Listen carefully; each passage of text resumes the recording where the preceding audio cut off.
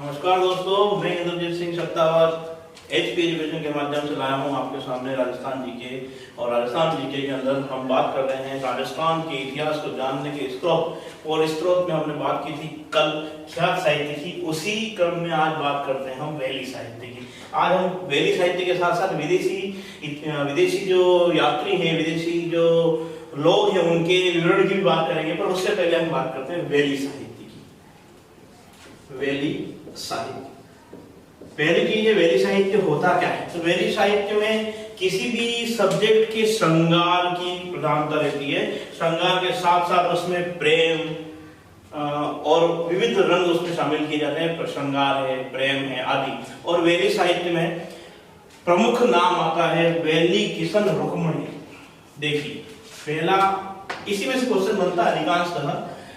पुस्तक का नाम है वैली कृष्ण रुक्मणी। आज तक पूछा नहीं है कि इसके अंदर कंटेंट क्या है, विषय वस्तु क्या है। पर अगर बाय द वे ये क्वेश्चन पूछ लिया जाए कि वैली किशन रुक्मणी में विषय वस्तु क्या है, तो इसमें श्री कृष्ण, भगवान श्री कृष्ण और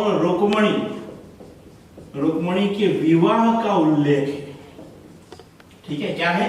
भगवान श्री कृष्ण और रुक्मणी के विवाह का उल्लेख है। आज तक क्वेश्चन पूछा नहीं है आज तक। फिर भी उसके बावजूद अगर पूछ लिया जाए कि वैली साहित्य में है क्या, तो भगवान श्री कृष्ण और रुक्मणी के विवाह का उल्लेख है। पहला क्वेश्चन अगर आ जाए तो, आज तक आया नहीं है, पर इन फ्यूचर अगर वो कुछ क्वेश्चन की डीप प्रवृत्ति में जाए, ये क्वेश्चन पूछा जा सकता है कि वैली किशन रुक्मणी में विषय वस्तु क्या है, इस प्रकार से। दूसरा क्वेश्चन अगर इससे आता है कि वैली किशन रुक्मणी का लेखक कौन है, इसका लेखक है पृथ्वीराज राठौड़। यह क्वेश्चन एक दो बार पूछा गया है RPSC द्वारा या चयन बोर्ड द्वारा कि वैली किशन रुक्मणी का लेखक कौन है, पृथ्वीराज राठौड़ है। अब बात पृथ्वीराज राठौड़ की करें तो सभी क्वेश्चन यहीं पे देखते हैं पृथ्वीराज राठौड़ के। वैसे इतिहास में इसकी बात करेंगे। पृथ्वीराज राठौड़ है कौन? तो पृथ्वीराज राठौड़ बीकानेर के राठौड़ हैं, बीकानेर के राठौड़ और राय सिंह के भाई हैं। किसके भाई हैं? राय सिंह के भाई हैं। अकबर इनको लेके गया अपने दरबार में, और अकबर ने अपने दरबार में इनको दर्जा देकर, अपने दरबार में रखकर इन्हें गागरोन की जागीर प्रदान करी। कहां की जागीर प्रदान करी है? गागरोन की जागीर प्रदान करी। गागरोन की जागीर देने के बाद पृथ्वीराज राठौड़ ने ही गागरोन के किले में इस पुस्तक की रचना की। पहली चीज, इस पुस्तक की रचना कहां पे हुई? तो कहां पे हो रही है? गागरोन के किले में। कहां हो रही है? गागरोन के किले में। अब गागरोन के किले की बात करते हैं तो फिर हम कल्चर में हालांकि इसका विवरण करेंगे, पर गागरोन का किला जलदुर्ग की श्रेणी में आता है, काली सिंध और आहू नदी के किनारे पे आता है। उसके अलावा ये वो किला है जिसमें नींव नहीं भरी गई है और इसे सीधा नदी जो है, नदी के पत्थर से उठाया गया है। ये इसकी विशेषता है। बाकी सारी बात हम मीठे शाह की दरगाह भी है, और ये सारी बातें हम कल्चर का टॉपिक होगा उसके अंदर बात करेंगे, जिसमें हम किले पढ़ाएंगे और इसके बाद क्लास लेंगे। आज हमारे राजस्थान जीके की 6ठी क्लास चल रही है और आप लोग अपने व्यू इसके अंदर दे सकते हैं। अगर कुछ कमी है तो भी बता सकते हैं आप लोग, और ये जो लिखा है मैंने उसका स्क्रीनशॉट भी ले सकते हैं आप, ताकि आपके लिखने में आसानी रहेगी। आपका जो व्यू है, जो आपके विचार हैं, उसको भी इसमें आप जैसे मैं इसको फेसबुक पर डालता हूँ या हमारे इस HP एजुकेशन का जो YouTube चैनल बना हुआ है उसके ऊपर है, तो आप आपके जो विचार हैं, जो सुझाव है, जो सलाह है, वो आप इस पे दे सकते हैं। आपकी सलाह की हमें आवश्यकता रहती है, क्योंकि आपकी सलाह पर ही हम आगे बढ़ते हैं। तो पृथ्वीराज राठौड़ जो कि वैली किशन रुक्मणी के लेखक है, पृथ्वीराज राठौड़ ने जो बीकानेर के राठौड़ है, इनको गागरोन की जागीर अकबर ने प्रदान करी थी। एक क्वेश्चन और है कि अकबर ने एक बार इन्हें अपनी संग्राम नामक बंदूक से घायल भी किया था। अपनी संग्राम नामक बंदूक से घायल भी किया था। भाई जब क्वेश्चन आ जाए संग्राम नामक बंदूक किसकी, या अकबर की बंदूक का क्या नाम है? संग्राम से वैसे उसने कई लोगों को घायल किया था, पर पृथ्वीराज राठौड़ और एक था जयमल। ये जयमल की बात हम राजस्थान में जब मेवाड़ का इतिहास पढ़ेंगे उससे बात करेंगे। तो पृथ्वीराज राठौड़ को संग्राम नामक बंदूक से अकबर ने घायल भी किया था, पर अकबर ने उसे गागरोन की जागीर प्रदान करी थी और गागरोन में ही वैली किशन रुक्मणी नामक पुस्तक लिखी पृथ्वीराज राठौड़ ने। अब फिर देखिए, पृथ्वीराज राठौड़ को डिंगल का हेरोस कहा जाता है। डिंगल का हेरोस। डिंगल क्या है? राजस्थान की साहित्यिक भाषा को दो भागों में विभाजित किया जाता है, डिंगल और पिंगल। डिंगल का हेरोस कहा जाता है पृथ्वीराज राठौड़ को। क्वेश्चन एक बार पूछा गया है। ये जो वेली किशन रुक्मणी है, इसे पांचवा वेद और 19वां पुराण कहा गया। देखो, पांचवा वेद और 19वां पुराण, मतलब 4 वेद पहले से है। कौन कौन सा? तो ऋग्वेद, यजुर्वेद, सामवेद, अथर्ववेद। उनकी बात हम हिस्ट्री में करेंगे, आज इंडियन हिस्ट्री में बात करेंगे। लेकिन जो वेली किशन रुक्मणी है, उस पुस्तक को कहा जाता है पांचवा वेद। मतलब इतना बड़ा इसको दर्जा दिया गया इस पुस्तक को, पांचवा वेद और 19वां पुराण। और इसको पांचवा वेद और 19वां पुराण कहा किसने है? तो कवि दुर्सा आड़ा ने कहा है। किसने कहा है? कवि दुर्सा आड़ा। बात एक बार केवल कर लेते हैं, दुर्सा आड़ा है कहां के? तो सिरोही के। कहां के हैं? सिरोही के। और इनकी एक पुस्तक और है, किरतार बावनी। किरतार बावनी। एक पुस्तक और है इनकी, विरुद्ध छरहरी। विरुद्ध छरहरी।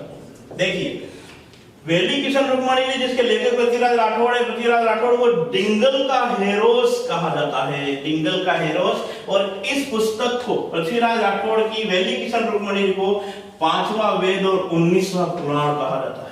ये ध्यान रखना। और किसने कहा है? तो कवि दुर्सा आड़ा ने कहा है। कवि दुर्सा आड़ा कहाँ के? तो सिरोही के।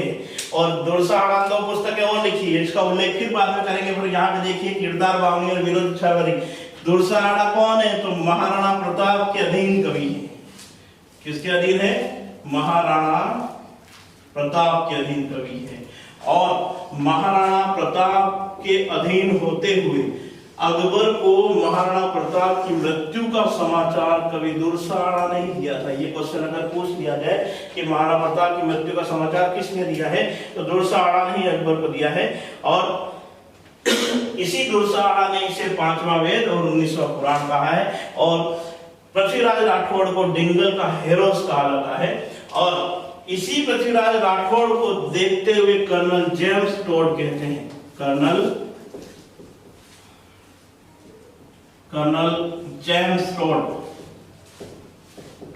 एक शब्द कहते हैं कि राजस्थान का राजपूत एक हाथ में तलवार और एक हाथ में कलम लेकर पैदा होता है। देखिए, कर्नल जेम्स टोड किसके लिए कह रहे हैं? पृथ्वीराज राठौड़ के लिए कह रहे हैं कि राजस्थान का राजपूत एक हाथ में कलम और एक हाथ में तलवार लेके पैदा हो रहा है। किसको देख के कहते हैं? तो पृथ्वीराज राठौड़ को देख के कहते हैं कि पृथ्वीराज राठौड़ जितना वीर है, उतना ही अच्छा लेखक भी है। क्यों? क्योंकि उसने वैली साहित्य में वेली किशन रुक्मणी ने लिखी, जो कि श्रृंगार साहित्य है पूर्ण रूप से। और भगवान श्री कृष्ण और रुक्मणी के विवाह का उल्लेख इसके अंदर कहा गया है। और इन्हें डिंगल का हेरोस भी कहा गया है। और इस पुस्तक को पांचवा वेद और 19वां पुराण भी कहा गया है। डिंगल का हेरोस इन्हें कहा है एल.पी. टेसीटोरी ने। किसने कहा है? एल.पी. टेसीटोरी ने। अब देखिए, लुई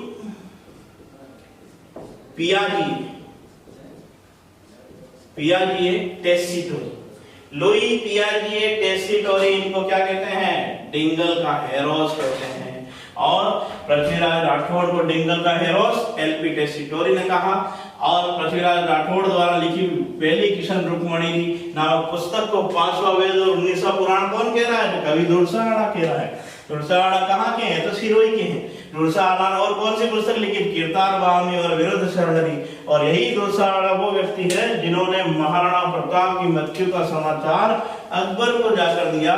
महाराणा प्रताप की मृत्यु होती है 1597 में। सन 1597 में महाराणा प्रताप एक शेर का शिकार करते समय जो धनुष की पतंगा चढ़ाते हैं, और धनुष की पतंगा का जो कोना है, वो कोना महाराणा प्रताप के चेस्ट पर लगा, सीने पर लगा, और उसी चोट के कारण उनकी मृत्यु हो जाती है सन 1597 में। और अकबर को जाके समाचार देता है कवि दुर्सा। देखिए, बात करते हैं वैली साहित्य की। वैली साहित्य में वेली किशन रुक्मणी रुक्मणी और कृष्ण के विवाह का उल्लेख है। लिखता कौन है? पृथ्वीराज राठौड़ है। पृथ्वीराज राठौड़ कौन है? राय सिंह के भाई हैं पृथ्वीराज राठौड़। राय सिंह जो कि बीकानेर के राजा हैं, इन्होंने राय प्रशस्ति लिखवाई, जूनागढ़ किले का निर्माण करवाया और उसी जूनागढ़ किले के एक मुख्य द्वार पर, सूरजपोल नाम है, उस सूरजपोल नामक द्वार पर जयमल और फद्दा की गजारूढ़ मूर्तियां स्थापित करवाई, जो कि पाषाण से निर्मित थी। पाषाण निर्मित गजारूढ़ मूर्तियां जयमल और फद्दा की, किसके कहने पर? अकबर के कहने पर। किसने स्थापित करवाई? राय सिंह ने स्थापित करवाई है। और ऐसी ही मूर्तियां अकबर ने आगरा के किले में भी स्थापित करवाई थी। वो गजारूढ़ नहीं थी, वो केवल खड़ी हुई मूर्तियां थी जयमल और फद्दा की। इसका मतलब जयमल फद्दा की मूर्तियां दो जगह स्थापित हो गई। कहां पे? एक तो बीकानेर में हो गई और एक हो गई आपके आगरा के किले में। बीकानेर में जयमल और फद्दा की मूर्तियां जो है वो पाषाण निर्मित है और हाथी पर सवार की है और वो आज भी वहां पर मौजूद है। किंतु आगरा के किले की मूर्तियां जो है वो बाद में औरंगजेब ने हटवा ली वहां से। अकबर ने कई किलों का निर्माण किया। जब हम इंडियन हिस्ट्री पढ़ेंगे उसमें बात करते हैं। पृथ्वीराज राठौड़ राय सिंह के भाई, बीकानेर के निवासी, गागरोन की जागीर मिली है, केवल गागरोन की जागीर मिली है, ठीक है। और गागरोन की जागीर संग्राम, इसी गागरोन की जागीर में रहते हुए इन्होंने वेले किशन रुक्मणी की रचना की है। और अकबर ने अपनी संग्राम नामक बंदूक से एक बार घायल भी किया था। अकबर की बंदूक का नाम संग्राम हो गया और अकबर ने ही संग्राम नामक बंदूक से जयमल को भी घायल किया था। किस पे चढ़ के किया था? तो मोहर मगरी पर चढ़कर किया था। मोहर मगरी पर। इस मोहर मगरी का नाम हमने कल या परसों भी लिया था। फिर हम इतिहास में इसकी बात करते हैं। Colonel James Tod Prithviraj Rathore को देखकर कहते हैं कि राजस्थान का राजपूत एक हाथ में तलवार और एक हाथ में कलम लेकर पैदा होता है। क्यों? क्योंकि ये वीर भी थे, जितने वीर थे उतने अच्छे लेखक भी थे। और ये पृथ्वीराज राठौड़ वो है जिन्होंने महाराणा प्रताप को महाराणा प्रताप बनाया। देखिए, महाराणा प्रताप को महाराणा प्रताप बनाने वाला कौन? पृथ्वीराज राठौड़। कैसे? जब महाराणा प्रताप जंगल में दर दर भटक रहे हैं, एक दिन घास की रोटी, घास तो नहीं थी, जंगली फसल होती है पोदरा, लेकिन उसको घास की श्रेणी में लिया जाता है। घास की रोटी जब उन्होंने अपने लाडले पुत्र अमर सिंह के लिए बनवाई और अमर सिंह के हाथ से घास की रोटी भी जब जंगली बिल्ला लेके भाग गया तो उनका वज्र जैसी छाती उनकी पिघल जाती है और उनके दिमाग में एक बात आती है कि आखिर मुझे मिला क्या कि महाराणा होने के बावजूद मैं अपने पुत्र को रोटी अवेलेबल नहीं करा सकता, रोटी उपलब्ध नहीं करा सकता, वो भी घास की, तो मेरा राजा होने का मतलब क्या है? और वो एक लेटर लिखते हैं अकबर को कि अरे घास की रोटी। जब हम इतिहास की बात करेंगे इस पूरी कविता को गाएंगे बकायदा। कन्हैयालाल सेठिया की किताब है, कन्हैयालाल सेठिया की कविता है, इसका शीर्षक है पित्तल और पाथल। और इसमें पित्तल तो है पृथ्वीराज राठौड़ और पाथल है महाराणा प्रताप। कि अरे घास की रोटी थी जो बन बिलावले भागी और नानो सो अम्बियो चीख पड़ी और राणा रो सोयो दुख जागी। मतलब घास की रोटी भी जंगली बिल्ला लेके चला गया है और राणा का सोया दुख चला जाग गया है। क्या मैं अपने पुत्र को रोटी भी नसीब नहीं दिया करवा सकता हूं, तो मेरा राणा होने से मतलब क्या है? जब ये लिख के और लिखने के बाद उन्होंने, हालांकि अकबर ने महाराणा प्रताप को ऑफर दिया था कि आप उत्तर भारत आप संभालिए, दक्षिण भारत में समझता हूँ, लेकिन उसके बावजूद महाराणा प्रताप ने कह दिया था जिएंगे तो स्वाधीनता के साथ, मुगल झंडे के साथ जीना मेरे जीवन का अंश नहीं है, ऐसा महाराणा प्रताप ने कहा था। लेकिन जब अमर सिंह को रोटी नहीं मिली, रोटी बिल्ला लेके चला गया, तो महाराणा ने एक लेटर लिखा कि यार मैं भी अकबर की शरण में चला जाता हूँ, और वो लेटर चला गया अकबर के पास। अकबर के दरबार में केवल पृथ्वीराज राठौड़ वो व्यक्ति था जो मूंछों पे ताव देके घूमता था। और अकबर को जैसे ही अकबर ने लेटर देखा महाराणा प्रताप का, मोहर देखी नीचे मेवाड़ की, पृथ्वीराज राठौड़ को बुलवा लिया। अलग इसकी डिटेल महाराणा प्रताप के चैप्टर में करेंगे बकायदा। जब पृथ्वीराज राठौड़ को वो लेटर दिखाया तो पृथ्वीराज राठौड़ के पैरों से जमीन खिसक गई कि यार ये क्या हुआ। और पृथ्वीराज राठौड़ ने अकबर से कहा कि यार अगर आपकी अनुमति हो तो मैं प्रताप को लिख के पूछूं कि ये लेटर सही है कि नहीं है। अकबर ने कहा ठीक है, हाथ संगन तो आरसी क्या देख लो। पृथ्वीराज राठौड़ ने वापस एक लेटर लिखा, उसकी 4 पंक्तियां मैं आपको कहता हूं। उसी के आधार पर महाराणा प्रताप को एक नया महाराणा प्रताप ने एक नया रोल प्ले किया, जिसको आज जिसकी वजह से महाराणा प्रताप आज तक चिर स्मरणीय, प्रातः स्मरणीय है। कि पृथ्वीराज राठौड़ लिखते हैं मैं आज सुनियो है गादड़ लो, मैं आज सुनियो है गादड़ लो सियारे साथे सोएगा। गादड़ लो का अर्थ कई जगह पे गीदड़ भी होता है, कई जगह कुत्ता भी होता है। कि मैंने आज सुना है गीदड़ या कुत्ता शेर के साथ सोएगा। और मैं आज सुनियो है सूरज लो बादल की ओटा खोए लो, मतलब मैंने आज सुना है कि सूरज बादल की ओटों में खो जाएगा। तो ऐसा तो कभी हो नहीं सकता है कि सूरज को कोई बादल अपनी ओट में छुपा ले, और ऐसा तो हो नहीं सकता है कि कुत्ते के शेर कुत्तों के साथ सो जाए, ऐसा पॉसिबल नहीं है। जब ये लेटर महाराणा प्रताप पढ़ते हैं तो उनका सोया हुआ स्वाभिमान जाग जाता है और वो वापस पृथ्वीराज राठौड़ को लेटर लिखते हैं कि हुआ जो हो गया, आज के बाद ऐसा नहीं, और अब जीना है तो मेवाड़ की स्वतंत्रता के साथ और मरना है तो मेवाड़ की स्वतंत्रता के साथ। अमर सिंह मरता है तो मर जाए। और ये लेटर जब पृथ्वीराज राठौड़ के पास पहुंचा तब पृथ्वीराज राठौड़ ने वापस राहत की सांस ली, क्योंकि पृथ्वीराज राठौड़ अकबर को कहता था कि जब चाहे पूरे राजपूताना को अपने अधीन कर लिया, लेकिन जब तक तू जंगली शेर को अपने कब्जे में नहीं लेता तब तक मैं अपनी मूंछों को ताव देता बंद नहीं करूंगा। और उसी दिन पृथ्वीराज राठौड़ के उस लेटर से महाराणा बने, इसीलिए आज तक महाराणा प्रातः स्मरणीय है। अगर ये माना जाए कि महाराणा को महाराणा बनाना, महाराणा को महाराणा बनाया पृथ्वीराज राठौड़ ने, तो कोई अतिशयोक्ति नहीं हो सकती है। इसीलिए एक व्यक्ति के व्यक्तित्व को निखारने के लिए कवि की आवश्यकता होती है। फॉर एग्जाम्पल, जब हर्षवर्धन को बाणभट्ट मिला, अकबर को अबुल फजल मिला, पृथ्वीराज चौहान को चंद्रवरदाई मिला, उसी प्रकार से महाराणा प्रताप को पृथ्वीराज राठौड़ मिला।